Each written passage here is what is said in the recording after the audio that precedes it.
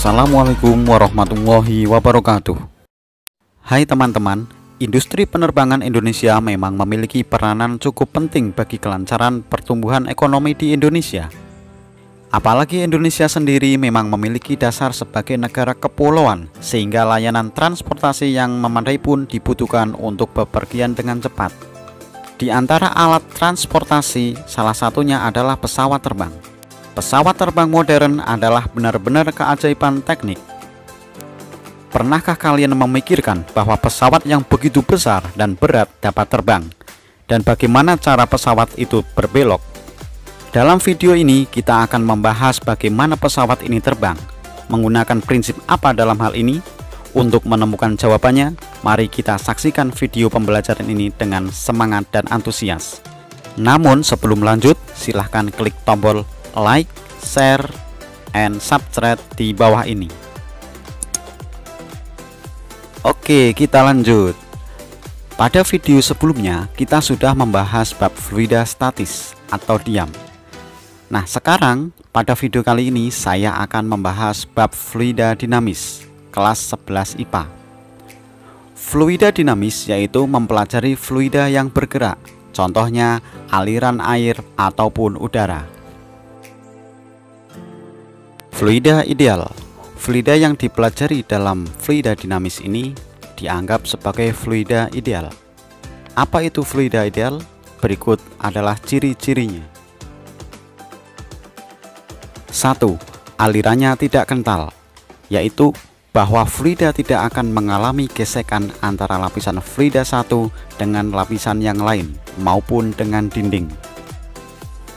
2. Alirannya tunak, yaitu aliran fluida mempunyai kecepatan yang konstan tiap waktu. 3. Alirannya tidak dapat termampatkan, yaitu jika diberi tekanan maka volumenya tidak berubah. 4. Alirannya bersifat linier, yaitu tiap paket fluida mempunyai arah aliran tertentu dan tidak terjadi turbulensi atau pusaran-pusaran. Jenis aliran fluida. Yang pertama, aliran laminer, yaitu aliran di mana paket fluida meluncur bersamaan dengan paket fluida di sebelahnya.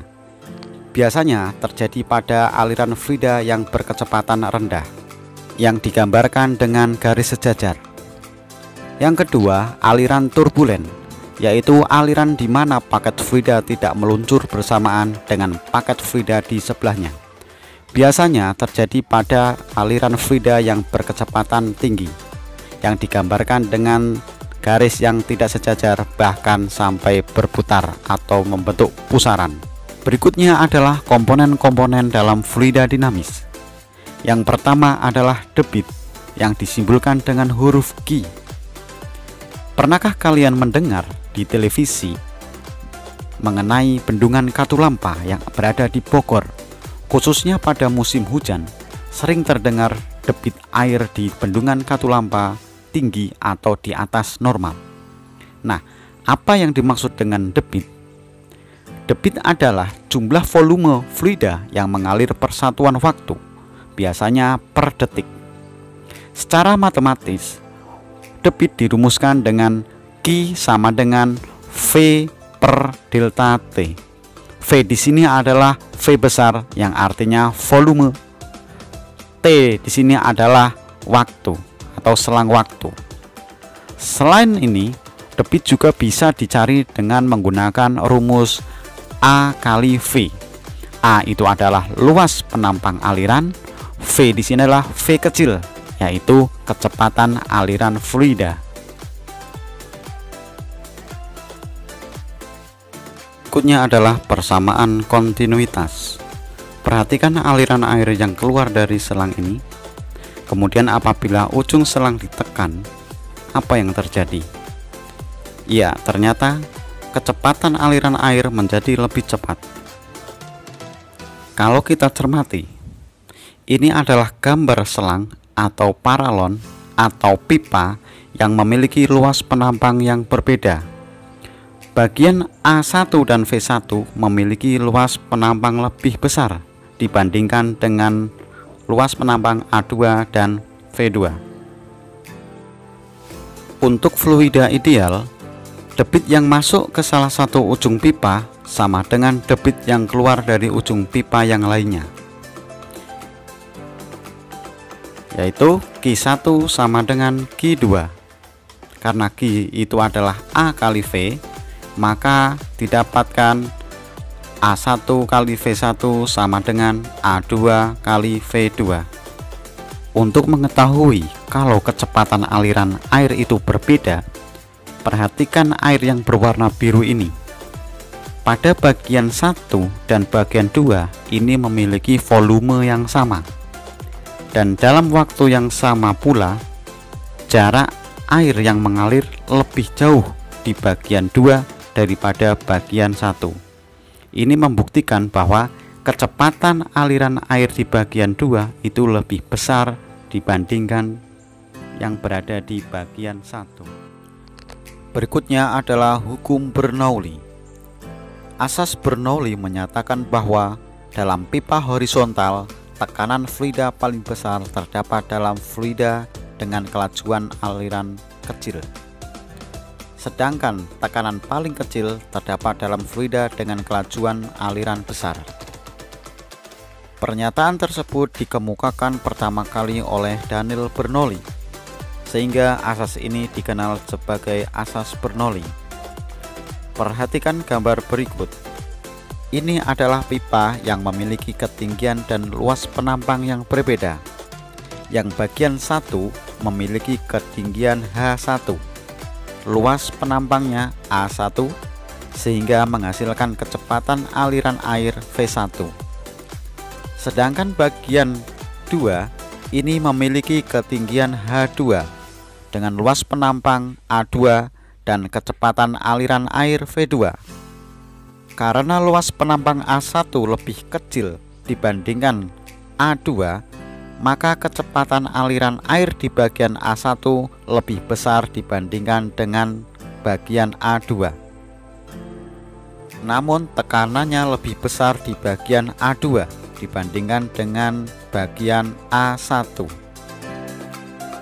Cara matematis, P ditambah Rho kali G kali H ditambah setengah kali Rho kali V kuadrat sama dengan konstan, sehingga menghasilkan persamaan P1 ditambah Rho kali G kali H1 tambah setengah kali Rho kali V1 kuadrat sama dengan P2 tambah Rho kali G kali H2 ditambah setengah kali Rho kali V2 kuadrat, di mana P adalah tekanan, Rho adalah massa jenis fluida, G percepatan gravitasi, H ketinggian air, dan V adalah kecepatan aliran fluida.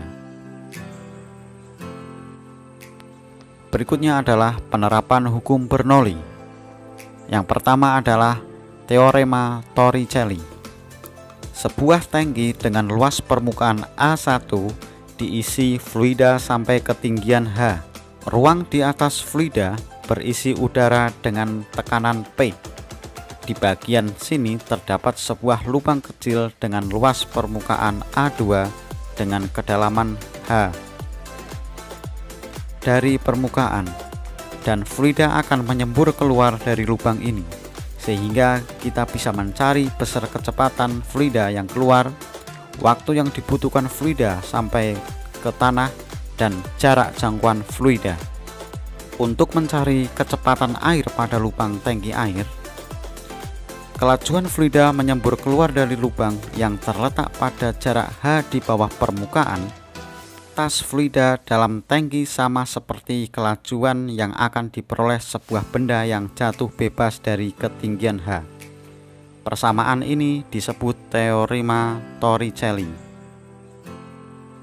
Secara matematis, untuk mencari kecepatan adalah V sama dengan akar 2 kali G kali H. H di sini adalah H kecil, yaitu ketinggian yang di atas lubang. Debit fluida yang menyembur keluar dari lubang dengan luas A2 dapat dihitung dari persamaan debit, yaitu Q sama dengan A kali V. A nya itu berarti A2 untuk lubang kecil, V nya adalah akar 2 kali G kali H. Untuk mencari waktu semburan air sampai jatuh ke tanah adalah T sama dengan akar 2 kali dalam kurung H besar kurangi H kecil tutup kurung per G. Dan untuk mencari jarak jangkauan air yaitu X sama dengan 2 kali akar H kecil kali dalam kurung H besar kurangi H kecil. Yang kedua adalah venturimeter.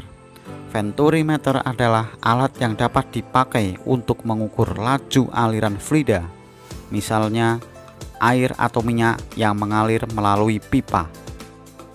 Yang pertama adalah venturimeter tanpa manometer. Manometer adalah alat yang menggunakan kolom cairan untuk mengukur tekanan. Ini adalah gambar venturimeter tanpa manometer. Di sini ada luas penampang yang berbeda, ada yang besar dan ada yang kecil. Yang besar itu untuk bagian 1, sedangkan yang kecil itu untuk bagian 2.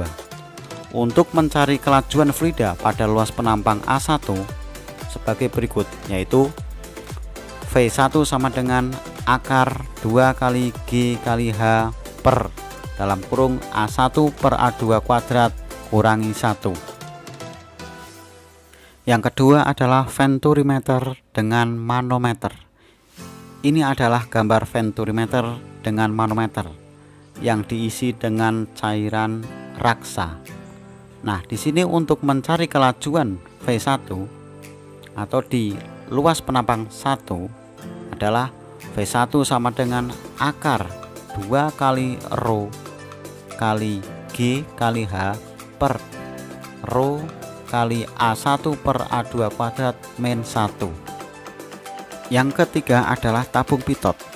Ini adalah gambar dari tabung pitot, sebuah alat yang berfungsi untuk mengukur kelajuan aliran fluida dinamis, yaitu udara, dengan cara mengukur perbedaan tekanan aliran dengan tekanan statisnya. Untuk menentukan kecepatannya yaitu V sama dengan akar 2 kali rho R kali G kali H per rho U, dengan V adalah kelajuan aliran gas, H perbedaan ketinggian pada fluida, G percepatan gravitasi, rho R adalah massa jenis raksa, dan rho U adalah massa jenis udara. Yang keempat adalah gaya angkat pesawat atau sayap pesawat terbang. Perhatikan gambar pesawat terbang ini. Bagaimana pesawat bisa terbang? Pertama, gaya dorong yang berasal dari mesin pesawat dan besarnya jauh lebih besar dari hambatan dengan udara. Hal ini akan mendorong pesawat melaju ke depan dengan kecepatan tertentu. Hal ini menimbulkan gaya aerodinamik pada sayap. Bentuk sayap yang agak melengkung atau disebut aerofoil. Dengan bentuk sayap seperti ini, akan terjadi perbedaan kecepatan aliran udara pada bagian atas dan bagian bawah sayap pesawat. Kecepatan aliran udara di atas sayap lebih besar dibandingkan dengan kecepatan udara di bawah sayap. Sesuai dengan hukum Bernoulli, pada bagian aliran udara yang lebih cepat, yaitu di atas sayap, maka tekanannya akan lebih kecil dibandingkan tekanan di bawah sayap yang memiliki kecepatan yang lebih kecil. Menurut asas Bernoulli, kita tuliskan V2 lebih besar daripada V1 dan P2 lebih kecil daripada P1. Karena tekanan di bawah sayap lebih besar dibandingkan dengan yang di atas sayap, maka pesawat bisa terangkat ke atas. Dari persamaan Bernoulli, dengan ketinggian kedua permukaan sayap sama tinggi, maka didapatkan untuk mencari gaya angkat pesawat yaitu F1 min F2 sama dengan setengah kali rho kali A kali dalam kurung V2 kuadrat min V1 kuadrat. Nah, untuk menyeimbangkan posisi pesawat dibantu dengan sayap bagian belakang yang disebut elevator.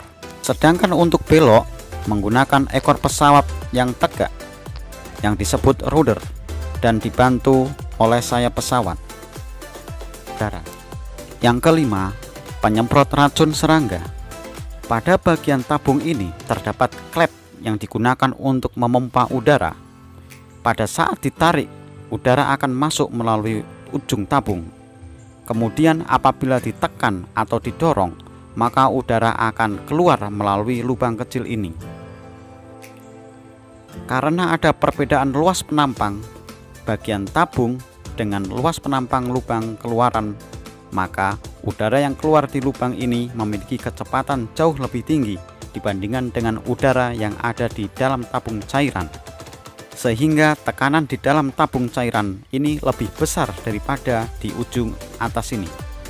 Alhasil, cairan akan kedorong ke atas dan tersembur keluar, terkena udara yang alirannya kencang. Terima kasih sudah menonton video ini. Semoga bermanfaat. Wassalamualaikum warahmatullahi wabarakatuh.